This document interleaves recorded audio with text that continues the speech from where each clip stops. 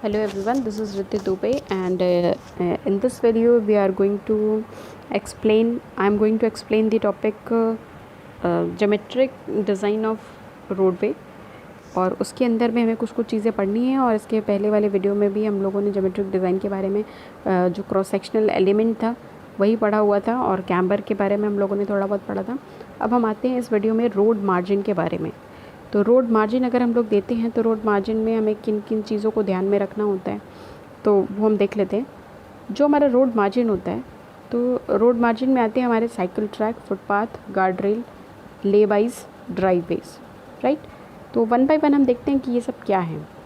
तो जो हमारा मेन रोड होता है वो मेन रोड से अटैच होता है। जैसे अगर हमें सपोज़ साइकिल ट्रैक बनाना है तो साइकिल ट्रैक क्या होगा कि हम पेमेंट का कंस्ट्रक्शन करेंगे। पेमेंट के जो हमारा पूरा पेमेंट होगा उसी के अलोंग हम लोग को अगर साइकिल ट्रैक देना है तो 2 मीटर का साइकिल ट्रैक हम लोग प्रोवाइड कर सकते हैं ताकि उसमें सिर्फ और सिर्फ साइकिल का मूवमेंट होगा। फिर इसी तरीके से हम लोग फुटपाथ बनाते हैं। फुटपाथ तो हम जानते हैं कि जैसा कि थोड़ा सा जो हमारा पेमेंट होता है उससे थोड़ा हाईली रेज्ड होता है और कर्व से डिवाइडेड होता है, और जो फुटपाथ होता है वो सिर्फ पैदल चलने वाले लोगों के पेडेस्ट्रियन वॉक के लिए वो कम्प्लीटली होता है। गार्ड रेल, गार्ड रेल क्या होता है, हम सेफ्टी पॉइंट ऑफ व्यू से गार्ड रेल को लगाते हैं। कभी कभी हम लोगों ने देखा होगा कि जो हमारे रोड होते हैं उनके साइड में एक आयरन शीट लगी होती है थ्रू आउट दी पेमेंट के साइड में, ठीक है। तो गार्ड रेल जो है वो एक सेफ्टी पॉइंट ऑफ व्यू से लगाते हैं। वो एंड ऑफ दी पेमेंट आप कह सकते हो एक तरीके से कि जो पेमेंट का एंड होता है, मतलब विड्थ के साइड में मैं बात कर रही हूँ, अलोंग दी विड्थ, तो उसमें अलोंग दी लेंथ हम लोग जो गार्ड रेल होता है वो लगाते हैं ताकि कहीं से भी जो व्हीकल वो मिसगाइड ना हो, ठीक है। उनको बिल्कुल ये चीज़ पता होनी चाहिए कि जो विड्थ है वो कहाँ, ऐसा ना हो कि मूवमेंट करते करते वो किसी और एरिया में चले जाएं, है ना। तो इसके लिए हम लोग गार्ड रेल लगाते हैं। उसके बाद आता है हमारा ले बाइज। तो ले बाइज क्या होता है, सपोज़ यहाँ पर जैसे कि हम देख सकते हैं कि सपोज़ अगर ये हमारा कोई मेन रोड है और मेन रोड पे जो है हमारा ट्रैफिक जो है वो फ्लो करता है, राइट। तो लेवाइज हम लोग क्या करते हैं, इसके साइड में ही बनाते हैं। लेवाइट जो है वो एक तरीके से कह सकते हैं कि एक तरीके का सर्विस रोड है। और सर्विस रोड का मतलब ये हुआ कि सपोज़ अगर कोई भी इंडस्ट्रियल एरिया है या कोई भी नेशनल हाईवे है और उसके सटे अगर कोई इंडस्ट्रियल एरिया है तो क्या होता है कि बहुत सारे व्हीकल जो है वो हमारे वहाँ पर आते जाते रहते हैं। बहुत सारे ऐसे हमारे गुड्स व्हीकल भी आते हैं, कुछ लॉरीज़ आती हैं, तो उसमें लोडिंग अनलोडिंग का जो काम होता है वो प्रॉपर चल रहा होता है। या बहुत भी कभी ऐसा होता है कि एक ही टाइम पे बहुत ज़्यादा नंबर ऑफ़ व्हीकल जो है वो आके इकट्ठा हो जाते हैं। तो ऐसे में अगर वो मेन रोड के साइड बाय साइड में इकट्ठा होंगे तो ट्रैफिक की सिचुएशन जो है वो बनने लगती है। तो इसलिए हम लोग लेवाइज का कंस्ट्रक्शन करते हैं। लेवाइज जो होता है वो आप एक तरीके से कह सकते हो कि सर्विस रोड की तरह होता है। और इसमें क्या होता है कि जो हमारे व्हीकल्स होते हैं, जो हमारे ट्रक्स या लॉरीज़ होती हैं वो यहाँ पर जाके एक तरीके से कह सकते हो आप पार्क हो सकती हैं, ठीक है। तो ये हो गया। उसके बाद से नेक्स्ट टॉपिक है हमारा शोल्डर। शोल्डर क्या होता है, तो शोल्डर जो है हम जानते हैं कि जो रोड होता है हमारा, रोड के ही साइड में हम लोग शोल्डर दोनों साइड में प्रोवाइड करते हैं अलोंग दी रोड लेंथ, ठीक है। रोड के जो एजेस होते हैं उन एजेस में अलोंग दी रोड लेंथ हम लोग शोल्डर प्रोवाइड करते हैं। ये इसको हम लोग बोल सकते हैं कि एक तरीके का शोल्डर जो है वो ट्रैफिक के मूवमेंट के लिए नहीं बना होता है, लेकिन ये एक तरीके का इमरजेंसी लेन बोल सकते हैं इसको, ठीक है। जो हमारा शोल्डर होता है उस शोल्डर को हम लोग जो रोड का कलर होता है उससे थोड़ा सा डिफरेंट रखते हैं, ठीक। और जो हमारा पेमेंट का जो सरफेस होता है उससे ज़्यादा रफ भी रखते हैं, क्योंकि अगर हम उसको उतना ही स्मूथ रखेंगे और उसी सेम कलर का रखेंगे तो पेमेंट और शोल्डर जो है वो डिफ्रेंशिएट नहीं हो पाएगा। तो थोड़ा सा रफ़र भी इसलिए रखते हैं ताकि जो रेगुलर, ऐसा ना हो कि जो ड्राइवर हो वो बिल्कुल उसको एज अ रेगुलर ट्रैफिक लेन की तरह उसको काउंट करने लगे और उसी पे चलने लगे, शोल्डर को भी पेमेंट के बराबर ही ले, तो फिर वो इमरजेंसी लेन नहीं रह जाएगा। तो अब हमारा ज़रूरत क्यों पड़ती है शोल्डर की, तो शोल्डर की ज़रूरत इसलिए पड़ती है, अब हम लोग शोल्डर को क्या करते हैं, पेमेंट के साइड बाय साइड में बनाते हैं, उसके एजेस के जो हमारे एजेस होते हैं रोड के उसके बगल में, ठीक है, अलोंग दी लेंथ, ठीक। तो जैसे मान लीजिए अगर हम ओवरटेक कर रहे हैं और ओवरटेकिंग के लिए अगर हमें एक्स्ट्रा स्पेस चाहिए तो उसके लिए शोल्डर का यूज़ कर सकते हैं, या फिर व्हीकल्स को खड़ा करने के लिए, उनको पार्क करने के लिए शोल्डर का यूज़ कर सकते हैं, ठीक है। उसके बाद से हमारा आता है right of way. Right of वे, ठीक है। तो ये जो हमारा लैंड होता है वो जो होता है वो it is area of land acquired for construction of road and width of that area along the road alignment is known as land width. जैसा कि अभी हम डायग्राम, नेक्स्ट आता है हमारा साइड डिस्टेंस। तो जो हमारा साइड डिस्टेंस है उसमें सबसे पहला साइड डिस्टेंस होता है हमारा स्टॉपिंग साइड डिस्टेंस, राइट। तो सबसे पहले हम लोग देखते हैं कि स्टॉपिंग साइड डिस्टेंस क्या होता है। तो स्टॉपिंग साइड डिस्टेंस का मतलब, सपोज़ कोई भी हमारी व्हीकल है तो इसका एक सिंपल डेफिनेशन है कि it is length of road visible ahead of driver from specified height above carriageway at any instant of time to stop the vehicle safely without collision, right. अब इसको समझते हैं। सपोज़ अगर कोई obstruction है और आप एज अ ड्राइवर जो है आप किसी व्हीकल से आ रहे हो और आपने एक पॉइंट ऑफ टाइम पे किसी ऑब्स्ट्रक्शन को देखा, राइट। तो जैसे ही आप उस ऑब्स्ट्रक्शन को देखते हैं, ज़रूरी नहीं कि वो ऑब्स्ट्रक्शन जो हमारा स्टेशनरी ही हो, वो मूविंग ऑब्स्ट्रक्शन भी हो सकता है। सपोज़ अगर हम जो, जैसा कि नॉर्मल हमारे साथ ऐसा होता रहता है कि जब भी हम लोग व्हीकल से आते हैं तो हम देखते हैं कि कोई रोड क्रॉस कर रहा है, कोई पेडेस्ट्रियन रोड क्रॉस कर रहा है, या फिर कोई एनिमल अचानक से आ जाता है, या पेड़ गिर जाते हैं, या फिर कोई सॉलिड ऑब्स्ट्रक्शन आ जाता है जो बिल्कुल भी मूव नहीं कर रहा है, वो हमारा स्टेशनरी होता है ऑब्स्ट्रक्शन। तो इस तरीके के ऑब्स्ट्रक्शन आते हैं। तो जब भी हम लोग ड्राइव करते हैं तो जैसे ही ऑब्स्ट्रक्शन देखता है ड्राइवर, तो उसके माइंड में थॉट चलने लगता है कि अब वो थॉट, अगर वो हमारा कोई ऐसा ऑब्स्ट्रक्शन जो परमानेंट ऑब्स्ट्रक्शन है, वो मूव नहीं कर सकता, जो स्टेशनरी ऑब्स्ट्रक्शन हो, तो उसको देखते ही हमारे मन में ख्याल आता है कि हमें अपने व्हीकल को स्टॉप करना है, या फिर हो सकता है कि अगर वो मूविंग है तो हमारे मन में ये भी चलता है कि अगर हमने वेलोसिटी, अपनी स्पीड को थोड़ा सा कम कर देंगे तब तक वो उसको क्रॉस कर जाएगा। तो ये तो डिसीजन मेकिंग फिनोमेना हो जाती है वहाँ पे। तो स्टॉपिंग साइड डिस्टेंस का मतलब, जैसे ही आपने कैरेजवे पे एक इंस्टेंट टाइम पर एक स्पेसिफाइड हाइट से एक ऑब्स्ट्रक्शन को देखा, उस ऑब्स्ट्रक्शन को देखने के बाद जो ड्राइवर है वो क्या करता है, वो कुछ टाइम लेता है जिसको हम लोग बोलते हैं रिएक्शन टाइम, और उसके बाद वो व्हीकल को कोलिजन से बचाने के लिए व्हीकल को सेफली स्टॉप करता है, ठीक है। तो इसका सिंपल जो हमारा डेफिनेशन है कि it is length of road visible ahead of driver from any specified height of carriageway at any instant of time to stop the vehicle safely without collision, जिसको हम लोग बोलते हैं, इसको हम लोग absolute minimum stopping sight distance या फिर नॉन पासिंग साइड डिस्टेंस भी बोलते हैं, ठीक है। सब तीनों चीज़ें सेम ही हैं। Absolute minimum stopping sight distance बोलिए, या फिर नॉन पासिंग साइड डिस्टेंस बोलिए, या फिर स्टॉपिंग साइड डिस्टेंस बोलिए, ठीक है। तो एसएसडी का जो हमारा स्टॉपिंग साइड डिस्टेंस है, एसएसडी से इसको डिनोट करते हैं, ये हमारे दो चीज़ों की वजह से आती है, lag distance and braking distance. अब हम वन बाय वन समझते हैं कि लैग डिस्टेंस और ब्रेकिंग डिस्टेंस क्या है।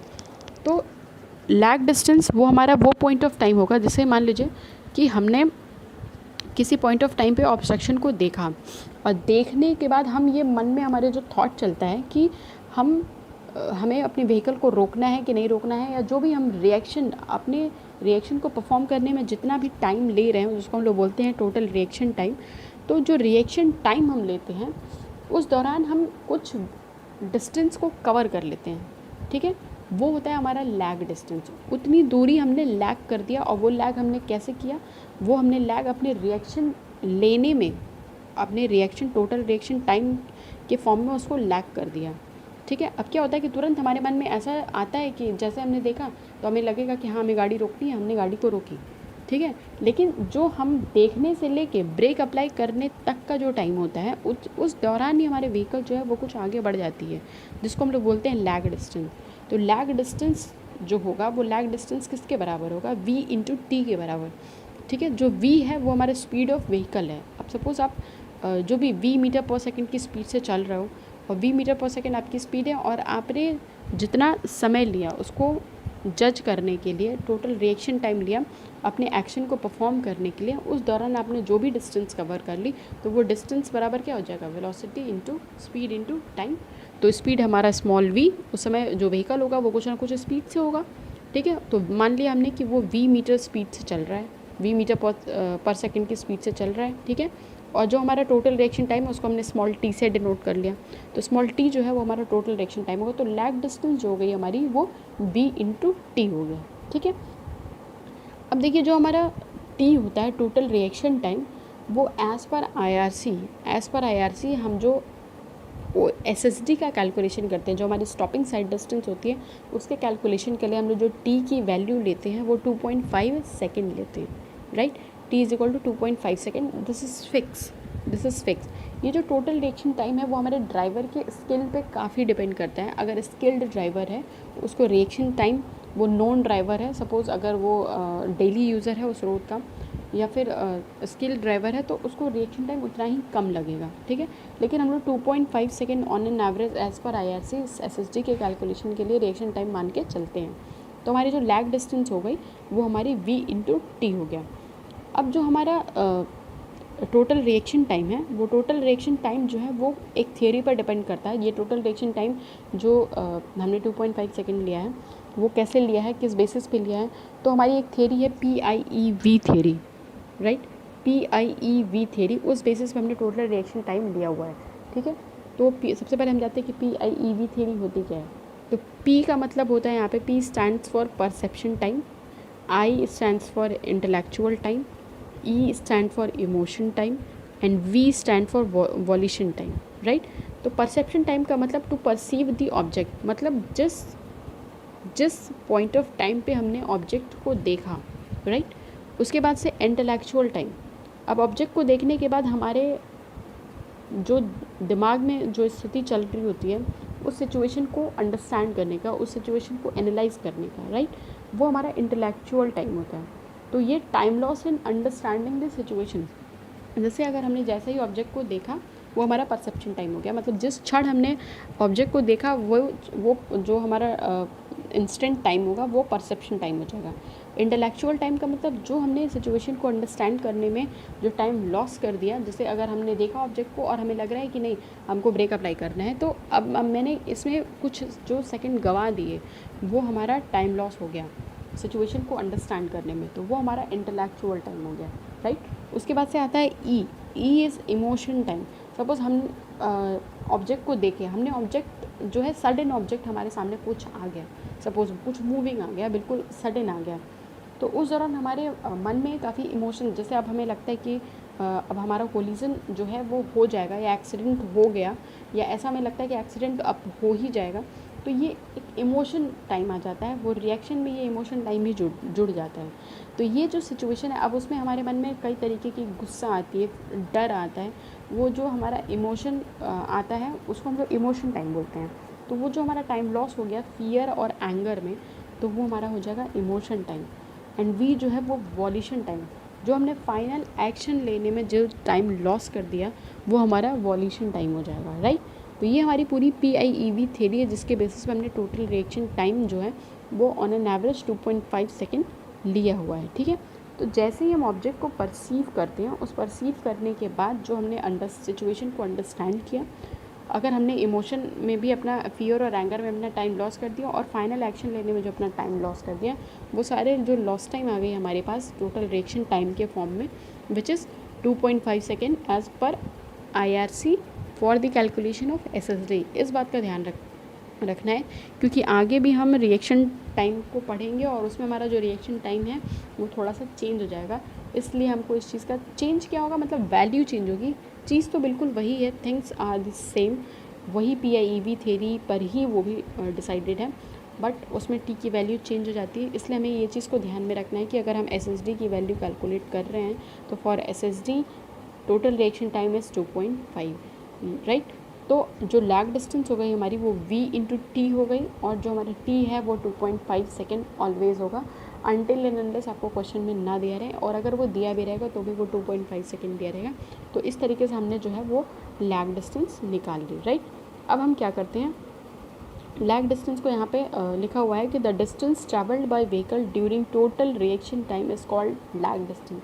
जैसा कि मैंने आपको पहले ही बताया था कि जैसे ही आपने जिस वक्त आपने ऑब्जेक्ट को देखा और उसके बाद आपने उसको अपने व्हीकल को रोकने में जो समय लगाया जब आपने वो जो आपका टाइम लॉस हुआ है टोटल रिएक्शन टाइम के दौरान, वो हमारा हो जाता है लैग डिस्टेंस, ठीक है। उसके बाद से इसने टोटल रिएक्शन टाइम क्या है, तो total reaction time is the loss time from instant the object is visible to the instant brake are effectively applied, ठीक है। तो हमारा जो परसेप्शन टाइम होता है, परसेप्शन टाइम किस पे डिपेंड करता है, तो हमारा इस व्हीकल की स्पीड पे डिपेंड करेगा, ऑब्जेक्ट कितनी दूरी पे है उस पर डिपेंड करेगा, ड्राइवर ऑफ कोर्स ड्राइवर पे डिपेंड करेगा, उसके आई साइट पे डिपेंड करेगा, राइट, और इन्वायरमेंटल कंडीशन पे डिपेंड करेगा। इन्वायरमेंटल कंडीशन जैसे अगर फॉग है तो ऑब्जेक्ट है भी तो नॉर्मल कंडीशन में हो सकता है वो ऑब्जेक्ट दिख जाता है, लेकिन फॉग में नहीं दिख रहा है। रेनी सीजन है तो रेनी की वजह से नहीं दिख रहा है। तो कुछ हमारे इन्वायरमेंटल कंडीशन होते हैं जो परसेप्शन टाइम जो है वो जिस पर डिपेंड करता है। उसके बाद से हमारा आ गया ब्रेक रिएक्शन टाइम, किस पर डिपेंड करता है। तो ब्रेक रिएक्शन टाइम जैसा कि मैंने आपको बताया कि जो ड्राइवर की स्किल पे बहुत डिपेंड करता है। ड्राइवर अगर स्किल्ड है तो वो उसका रिएक्शन टाइम उतना ही कम होगा। फिर टाइप ऑफ प्रॉब्लम पे डिपेंड करेगा, राइट, ब्रेक रिएक्शन टाइम। उसके बाद से एनवायरमेंटल कंडीशन पे ब्रेक रिएक्शन टाइम डिपेंड करेगा, ठीक है। जैसे कि अगर नॉइज़ है तो हमें बहुत जो है वो ब्रेक रिएक्शन टाइम उसके सबसे ज़्यादा लगेगा, या फिर अगर रेन की सिचुएशन है, फॉग है, तो उसकी वजह से ब्रेक रिएक्शन टाइम जो है वो इफ़ेक्ट होगी।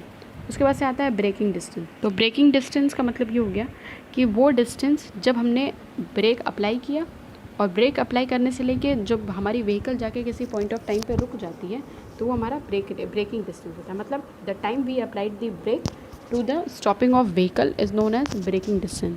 तो उस दौरान जो हमारी व्हीकल ब्रेक अप्लाई करने से लेके जब हमारी गाड़ी रुक जाती है तो उसके बीच का जो डिस्टेंस होता है वो हमारा ब्रेकिंग डिस्टेंस हो गया, ठीक है। तो distance travelled by vehicle after application of brake is called braking distance.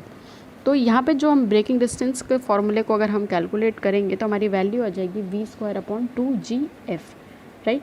v²/2gf। v जो है वो हमारा जैसा कि हम जानते हैं कि स्पीड ऑफ व्हीकल है इन मीटर पर सेकेंड, और g की वैल्यू हमें पता ही है, और f जो है वो हमारा फ्रिक्शन है। तो यहाँ पर जो हम फ्रिक्शन लेते हैं क्योंकि हमारी व्हीकल जो है वो मूव कर रही है और मूविंग कंडीशन है, तो वो मूविंग किस कंडीशन में कर रही है, वो अलोंग द लेंथ ही कर रही है, ऑब्वियस सी बात है। तो लॉन्गिट्यूडनल फ्रिक्शन हमें यहाँ पे लेना है, और लॉन्गिट्यूडनल फ्रिक्शन की वैल्यू जैसा कि हमने सबसे पहले क्रॉस सेक्शनल एलिमेंट में पढ़ा था कि f की वैल्यू हमें 0.35 से लेके 0.40 के बीच में वैल्यू लाई करती है। अगर हमें क्वेश्चन में कोई भी वैल्यू गिवन नहीं होती है तो आप बहुत ही आराम से 0.35 लेके चल सकते हैं। हाँ, अगर क्वेश्चन में आपको कोई वैल्यू दे रखी है 0.35 से लेके 0.40 के बीच में, अक्सर ऐसा होता है कि वैल्यू नहीं दी रहती है तो अपने मन से हम 0.35 लेके चलते हैं।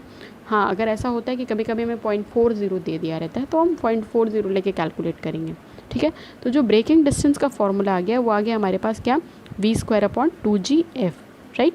अब क्या है, SSD के फॉर्मूले को हम कैलकुलेट करेंगे। तो SSD का जो फॉर्मूला है वो क्या है हमारा, lag distance plus breaking distance. तो lag distance is v/t plus breaking distance is v²/2gf। तो यानी कि हमारा SSD का फॉर्मूला क्या आ गया, v/t प्लस v²/2gf, राइट। ये हमारा SSD का फॉर्मूला हो गया, ठीक है।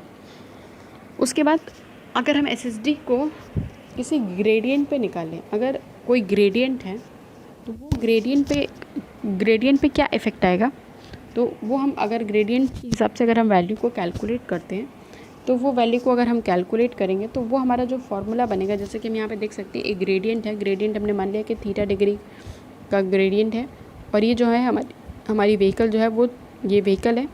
व्हीकल का जो W वेट है वो नीचे लग रहा है, ये हमारा W cos थीटा कॉम्पोनेंट हो गया, W sin थीटा कॉम्पोनेंट हो गया। व्हीकल अगर हमारी इधर की तरफ मूव कर रही है फॉरवर्ड डायरेक्शन में, तो बैकवर्ड डायरेक्शन में हमारा जो फ्रिक्शनल फोर्स लगेगा वो हमारा फ्रिक्शनल फोर्स इधर लग रहा है।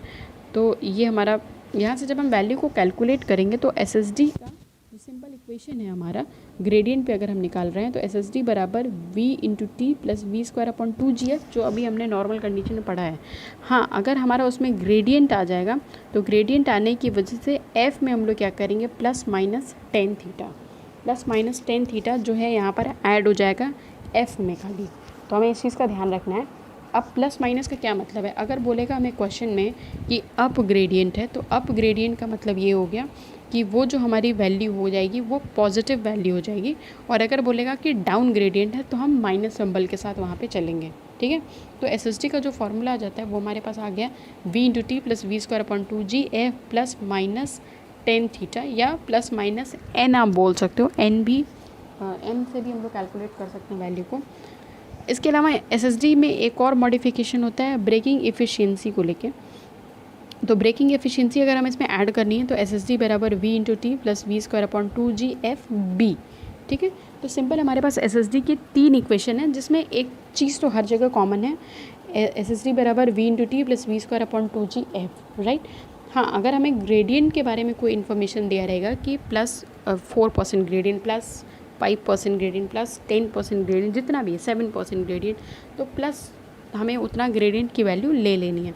अगर ये बोलेगा कि डाउन ग्रेडियंट है और डाउन ग्रेडियंट बोल देगा कि 4% ऑफ डाउन ग्रेडियंट, तो -4% यानी -0.04, राइट।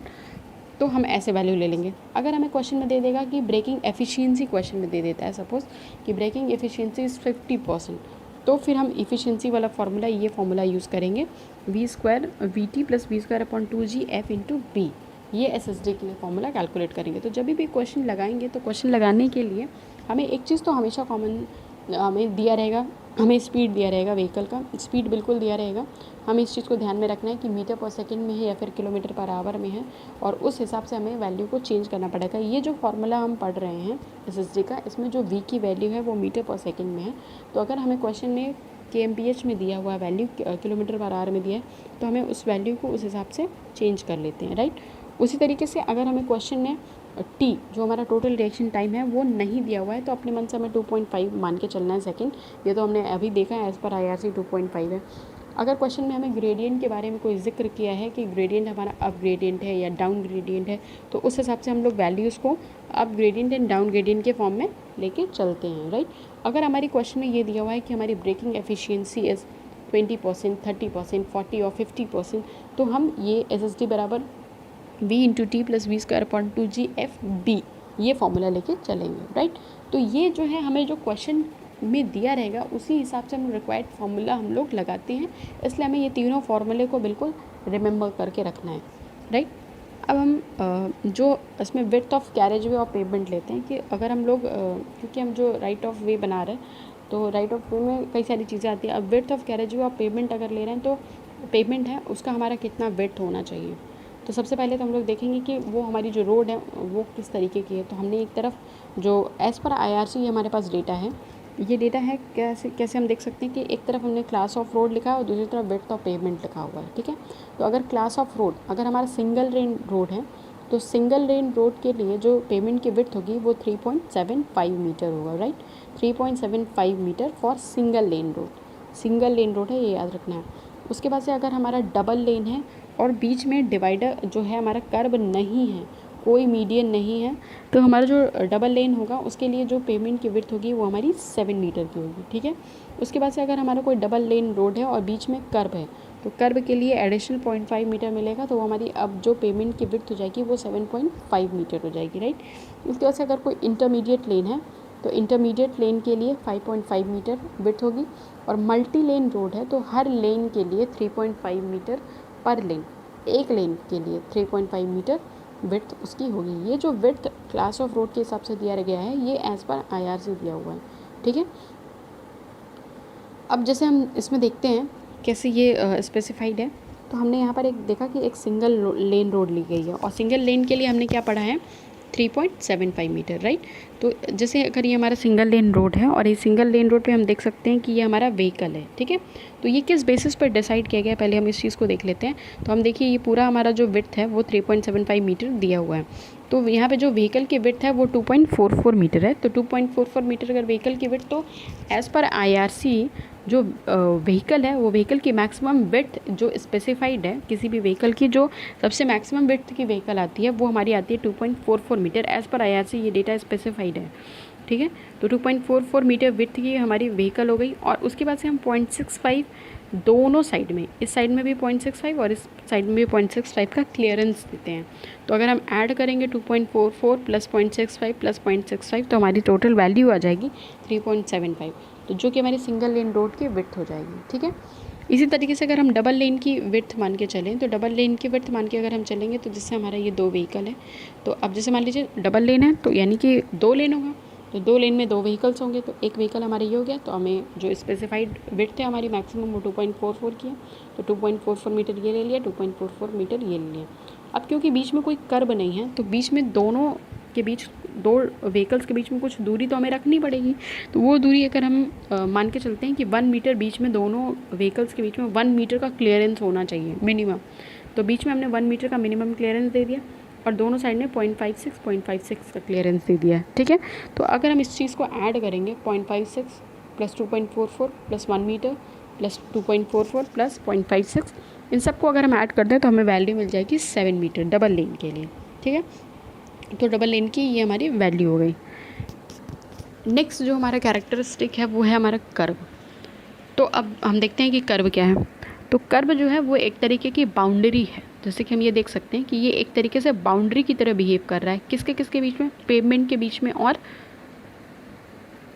शोल्डर के बीच में, राइट। पेवमेंट एंड शोल्डर के बीच में it is a boundary between road and shoulder. Pavement and shoulder के बीच में जो हमारा कर्व है वो एक तरीके से बाउंड्री की तरह काम करता है। ये हम एक राइज पे देते हैं। कई बार क्या होता है, जैसे हम देख सकते हैं कि जो फुटपाथ भी बनाते हैं वो भी हम लोग कुछ राइज देके, वो वहाँ पर भी हम लोग कर्ब स्टोन का यूज़ करते हैं, कुछ राइज देके बनाया गया होता है, ठीक है। तो यह हम लोग क्या करते हैं, दूसरे साइड में हम लोग क्या करते हैं, शोल्डर भी प्रोवाइड कर सकते हैं या फिर फुटपाथ भी प्रोवाइड कर सकते हैं, हमारा पेवमेंट हो गया। अब ये जो कर्व है वो कर्व हमारे 3 तरीके का कर्व होता है, ठीक है। एक तो है हमारा लो और माउंटेनियस टाइप कर्व, तो और एक होता है हमारा सेमी बैरियर कर्व और एक होता है हमारा बैरियर कर्व, ठीक है।